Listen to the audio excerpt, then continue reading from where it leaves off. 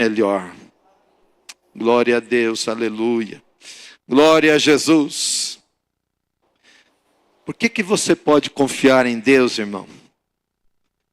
Porque Deus tem todo o poder. Deus não tem parte de poder, Deus tem todo o poder.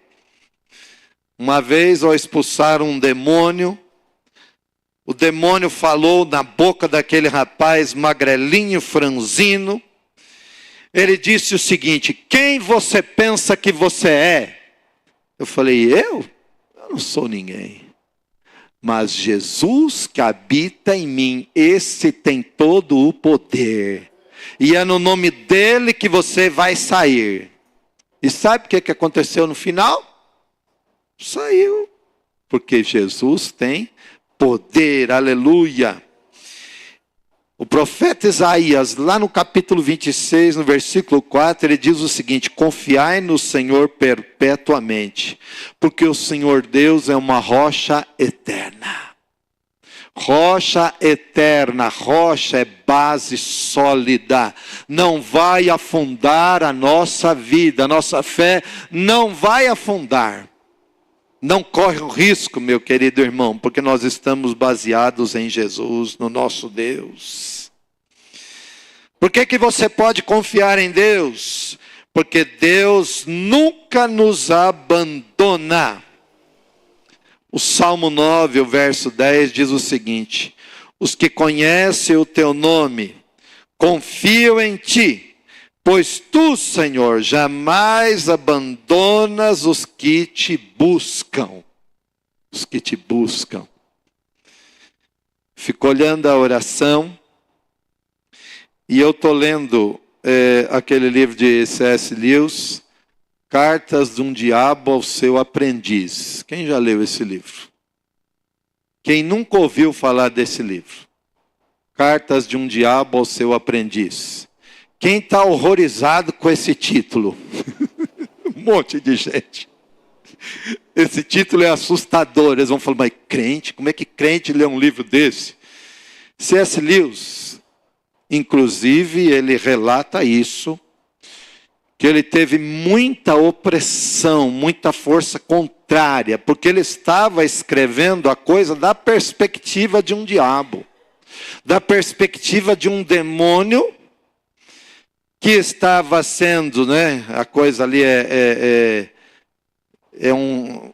nossa, nem me lembro a palavra correta, né? Mas é uma situação que ele vai formulando. Então é o tio demônio ensinando ao sobrinho que é novo na coisa, como é que perturba a vida dos crentes. E aí ele dizia o seguinte: quando eles começarem a orar e falar com o nosso inimigo, e aí você tem que inverter a coisa, né? Porque quem está falando é um demônio. Então quem é o inimigo? É Deus. Quando eles estiverem orando e falando lá com o nosso inimigo, faça que eles se percam na oração e parem de confiar. Faça com que eles digam assim: já faz tempo que eu estou orando e nada está acontecendo. Meu sobrinho, que é mal danado, cadê o Guilherme?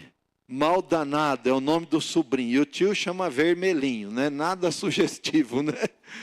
Vermelhinho ensinando ao mal danado: mal danado, faça eles desanimarem, porque a coisa está demorando. Faça com que eles voltem o foco para a demora e não para o nosso inimigo. Você percebe? Então a confiança que nós temos em Deus, a gente vai saber o seguinte: Deus não abandona aqueles que buscam a Ele. É a palavra dEle, é Ele quem está dizendo no Salmo 9, verso 10. Ele não te abandona, meu querido irmão. Portanto, você está orando, e aí você cai na cilada desse inimigo que cochicha. Não está resolvendo, não está adiantando, você não está sentindo nada.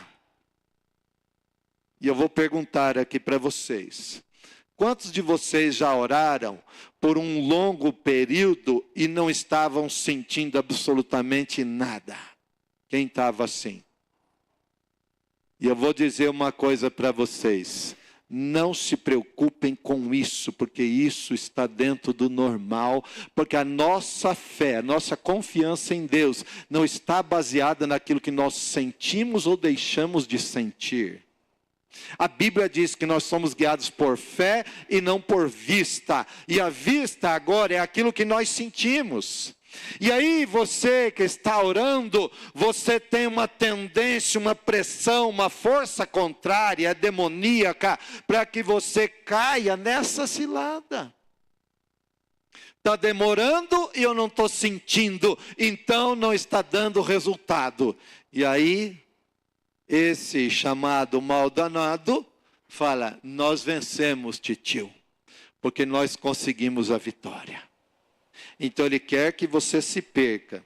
Cuidado, recomendo a você, viu? Entra lá no Mercado Livre, busca esse livro, é coisa baratinha. Você vai entender uma das artimanhas de Satanás, né? Algumas delas. Tem um livro antigo também, da década de 90, Este Mundo Tenebroso. Alguém lembra deste livro? Alguém já leu esse livro, Este Mundo Tenebroso? Frank Perry. Esse livro muito interessante também, porque ele vai mostrar as artimanhas de Satanás. E às vezes nós como crentes, né, a gente, não, mas isso aí eu não vou mexer com isso não. Paulo disse em Atos dos Apóstolos, não ignoramos os seus ardis. Quando a gente conhece a maneira que o inimigo está trabalhando, a gente tem uma percepção maior daquilo que Deus está preparando para nós. Porque a gente reconhece que há uma força contrária. Se ele está lutando contra mim e contra você, é porque Deus está operando. Então ele não quer que você receba. E aí você desiste no meio do caminho e perde aquilo que você estava buscando por causa do desânimo, por causa de um sentimento. Por que você pode confiar em Deus? 3, porque Deus cuida. 1 Pedro capítulo 5, versículo 7. Lancem sobre ele toda a sua ansiedade, porque ele tem cuidado de vocês. Ele tem cuidado de cada um de nós. Lança sobre ele a tua ansiedade. O irmão Jacques falou aqui, né, que Deus estava libertando pessoas da ansiedade. A ansiedade tem sido um dos males do tempo presente. Nós andamos ansiosos. E aí o que a Bíblia fala? Ela reconhece a ansiedade. Ela sabe que as pessoas estão ansiosas e que poderiam ficar ansiosas. E ela já nos deu como nos livrar dela. Dá na mão dele, porque você não dá conta. Você não dá conta. Lança sobre ele, fala com ele. É falar mesmo de voz alta, Senhor, eu estou ansioso por causa disso e desta situação. Fala para ele. E aí qual é a resposta dele? Ele vai cuidar de você. Fala isso com ele, aleluia.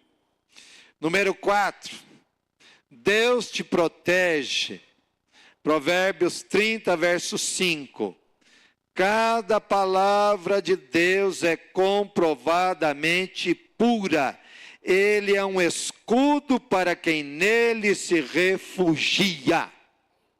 Cada palavra de Deus. Cada palavra de Deus. Quem é o livro? Ou qual é o livro? Quem é a pessoa na face da terra que pôde falar de coisa perfeita, de coisa 100%, que você pode confiar 100%? Ninguém. Hoje cedo na escola bíblica, fiz uma pequena citação da Sutra, no budismo, que diz o seguinte: nós não temos a verdade absoluta, nós estamos em busca dessa verdade. E aí quando você vai para a palavra de Deus, no Salmo 19, lá pelo verso 7 e 8, por aí, diz assim: a lei do Senhor é perfeita e refrigera a alma. A lei do Senhor é perfeita. Me mostra perfeição em alguém, me mostra perfeição em alguma filosofia, me mostra perfeição em algum livro, você não vai achar. Mas quando você olha para a palavra de Deus, você acha a perfeição de um Deus perfeito que trabalha para aqueles que nele esperam. Aleluia! Glória a Deus, aleluia! Deus cuida de cada um de nós. Ele é escudo para aquele que nele se refugia. No ano de 2000, e foi uma data marcante na nossa casa, o Guilherme nasceu no dia 24 de julho, e no dia 27 de julho, quando eu voltei para casa, tinha um casal de ladrão dentro da minha casa, e ambos com revólver na mão. E eles disseram para mim, entra aí dentro do banheiro. E eu falei, meu Deus, nós corremos o risco de morte. Estávamos minha sogra e eu, quando voltamos em casa para pegar as coisas dele, e ele com a Débora estava na casa da minha sogra. E ali aqueles ladrões nos fizeram entrar dentro do banheiro, a porta era trancada por dentro. Nós ficamos ali, encostamos apenas a fechadura. E eu clamei, Jesus, envia teus anjos aqui e forma aqui um escudo, caso ele queira atirar. Deus estava presente, será? Eu acho que estava, né? Porque eu estou aqui para contar a história. Eles não puxaram o gatilho, eles não atiraram, não houve disparos. Mas eu clamei pelo Deus que é o nosso escudo e nossa proteção. E ele, a Bíblia diz no Salmo 46, verso 1, Deus é o nosso refúgio e fortaleza, socorro bem presente na hora da angústia. Deus é o teu refúgio, meu irmão, na hora da angústia. Como você vai clamar? Pastor Elizabeth, que estava aqui no dia do jejum, aqui naquela terça de carnaval, ela estava com sua filha internada, sua filha estava passando por uma cirurgia, correndo sério risco de morte, e ela estava sentada num banco do lado de fora da sala, e ela estava ali cansada, porque esse processo de acompanhar o enfermo em hospital é um processo longo, cansativo. E ela disse que sentou um homem com um jaleco branco, e aquele médico sentou ao lado dela, e falou, olha, fica tranquila, eu já estava lá dentro também, deu tudo certo, está tudo bem. E aí ela virou-se, conversou com aquele médico. Quando ela virou-se novamente, o médico já tinha desaparecido. E aí, depois que terminou a cirurgia, o médico saiu de lá de dentro do centro cirúrgico e falou assim, ó, correu tudo bem. Ela falou, eu fiquei sabendo, o outro doutor sentou aqui comigo. Ele falou, não tem doutor, ninguém saiu da sala da cirurgia. Eu estou sendo o primeiro a sair da sala da cirurgia. Você pode imaginar quem foi aquele doutor que estava de jaleco branco do lado da irmã, falando com ela? Aleluia, o nome dele é Jesus. O nome dele é Jesus. E aí, como disse o Chagas, né? Você pode dizer que nós somos loucos, né? Mas a palavra da cruz, a Bíblia diz em 1 Coríntios capítulo 1, versículo 18, é loucura para os que perecem, mas para nós que somos salvos é poder de Deus. A igreja está viva porque ela crê. Nós somos crentes porque crente significa aquele que acredita. E eu creio neste Deus maravilhoso que intervém. Aleluia! Glória a Deus, aleluia! Porque lá em fevereiro de 86, no 5º andar do Hospital São Camilo, lá na Pompeia. Alguém conhece esse hospital, São Camilo da Pompeia? Eu estava internado lá entre a vida e a morte, e foi um pastor com sua esposa, e ele virou para o pastor pentecostal, né, aquela coisa que nem o irmão lá, e já sai, glória a Deus, aleluia. Ele virou para a esposa dele e falou assim, você teve alguma visão? Deus te mostrou alguma coisa? Não. Nada não.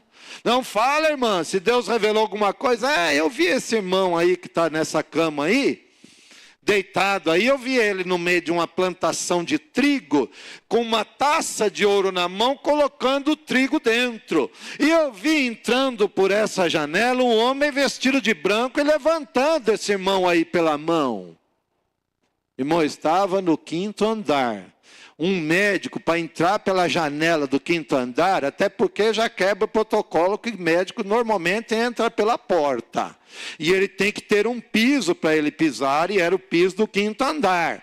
Mas um homem de branco entrou por aquela janela no 5º andar, me levantou. E isto foi em fevereiro daquele ano, e em julho daquele ano, e ela perguntou assim para mim: você sabe o que significa? Eu falei: eu sei. O copo, a taça de ouro é o reino de Deus, e o trigo são as pessoas. Ela falou: é isso mesmo. Em julho daquele ano, eu estava lá em Juiz de Fora, pregando o evangelho, colocando o trigo dentro da taça de ouro, como o Senhor tinha falado naquele mês de fevereiro, por um homem de branco que entra pela 5ª janela. Irmão, continua crendo, porque Deus é Deus de maravilhas. Deus é Deus que opera maravilhas. Não fique numa fé tímida. Não, isso não acontece mais. Não, aqui a gente continua a acreditar que Deus continua sendo Deus. Nós continuamos crendo no Deus que cura, no Deus que liberta, no Deus que batiza com o Espírito Santo, no Deus que faz maravilhas para o tempo de hoje. Este é o nosso Deus, aleluia. Glória a Deus. Coloca aí para mim, por favor, na tela, Provérbios 3, versos 5 e 6. É fácil aí? Provérbios 3, 5 e 6. Porque Deus endireita a vida, a gente pode confiar nele. Provérbios 3, 5 e 6. Confia no Senhor de todo o teu coração, e não te estribes, não te apoies no teu próprio entendimento. 6. Reconhece-o em todos os teus caminhos, e ele endireitará as tuas veredas. Confia no Senhor de todo o teu coração, e não te apoie, meu querido irmão, no teu próprio entendimento. Quanto você acha que entende das coisas da vida? 10%, 50%, 70%, 90%? A gente não entende as coisas da vida, a gente não sabe das coisas, mas a Bíblia está dizendo ali, não te apoie no teu entendimento, meu irmão. Confia no Senhor, e Ele vai endireitar os teus caminhos, aleluia. Glória a Deus. Por que você pode confiar em Deus? Porque Deus é fiel. Aleluia. Salmo 33, verso 4. Pois a palavra do Senhor é verdadeira. Ele é fiel em tudo que faz. Deus curou pessoas. Deus salvou pessoas. Restaurou pessoas. Libertou pessoas. E Ele continua fazendo esta mesma obra nos dias atuais. Porque Ele é fiel. Deus é fiel à sua palavra. E Ele disse que ia fazer. E Ele tem feito por nós. Por isso nós podemos confiar nele. E sétimo e último. Porque Deus é bom. Você pode confiar nele porque Deus é bom. Aleluia. No livro de Naum, capítulo 1, versículo 7. O Senhor é bom, um refúgio em tempos de angústia. Ele protege os que nele confiam. Glória a Deus. O Senhor é bom. Ele protege os que nele confiam. Deus está te chamando nesta noite, meu irmão, para confiar nele. Descansar nele. Alguns não conseguem descansar em Deus. Algumas pessoas não conseguem dormir direito, porque elas estão preocupadas. Algumas pessoas precisam do auxílio do remédio, porque O sono sozinho não vem, e a preocupação é quem toma conta, e passa da meia-noite, 1h, 2h da manhã. Mas eu quero te dizer, confia no Senhor. Confia no Senhor. Tome posse dessa cura, dessa libertação de alma, dessa angústia, dessa ansiedade. Confia no Senhor, em nome de Jesus, em nome de Jesus, amém? É melhor confiar no Senhor do que confiar no homem. Fecha teus olhos, por favor, curve a tua cabeça.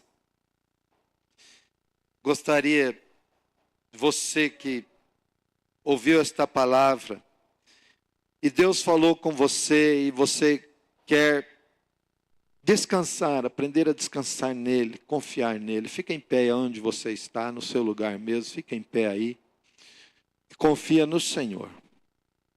Entrega para Ele. Você não dá conta de carregar isso sozinho. Você não dá conta de resolver essa situação. E Deus te chamou aqui nesta noite, porque Ele sabia, Ele conhece você.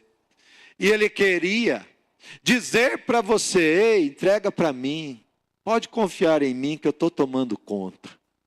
Pai, em nome de Jesus, eu oro agora por todos estes irmãos e irmãs que ficaram em pé.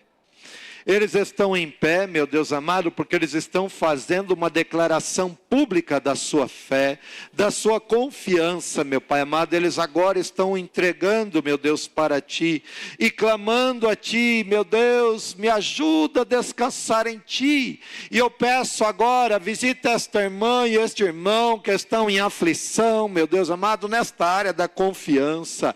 Meu Deus, tira toda dúvida, estes cochichos de Satanás, que o inimigo tem lançado, meu Deus amado, nas mentes, para tentar dissuadi-los, para que eles fiquem perdidos em suas dificuldades. Tira agora essa artimanha, meu Pai amado, que haja descanso, confiança plena, em nome do Senhor Jesus.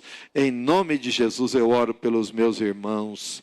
Amém, Jesus, aleluia, glória a Deus, glória a Deus. Deus te abençoe, querido irmão.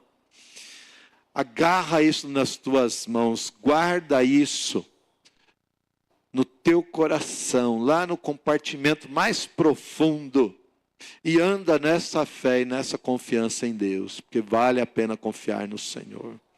Aleluia, glória a Deus. Antes do culto começar, uma irmã me disse assim, pastor, eu estava sem dinheiro. E eu estava com vergonha de pedir dinheiro para alguém, porque você pede dinheiro para alguém, aí a pessoa fica pressupondo, imaginando, né? Porque não economiza ali. E ela falou, eu pedi para Deus. E quando eu pedi para Deus, passaram poucos instantes, uma cunhada que não sabia de nada, porque eu pedi para Deus, falou assim, ó, fiz um pix aí na tua conta. E Deus é bom para uma situação simples, porque era o começo de uma sexta-feira e não tinha carne para ser comprada naquela sexta-feira. Mas ela pediu para Deus e Deus mandou o dinheiro da comida. Deus é bom? Deus é bom. A gente poderia gastar muito tempo nisso. O Senhor te abençoe, viu? Tem uma semana de confiança no Senhor. Desafios, confiança. Dificuldade, confiança. Desafio, novamente, confiança. Vamos ficar em pé todos e assim nós oraremos. Encerrando este culto em nome de Jesus. Pai amado, nós somos gratos a Ti, Senhor, meu Deus amado, por todos estes irmãos que vieram aqui. Meu Deus amado, eles não escolheram passear, não escolheram outra coisa, mas eles escolheram vir cultuar a Ti, meu Pai amado, e dar o primeiro lugar para Ti. Meu Deus amado, dá a recompensa, porque o Senhor é galardoador daqueles que buscam o Senhor. Abençoa assim a Tua igreja, meu Pai amado, e que a graça do Senhor Jesus Cristo, o amor de Deus e a comunhão do Espírito Santo sejam com todos vós. Amém. Vamos na paz do Senhor.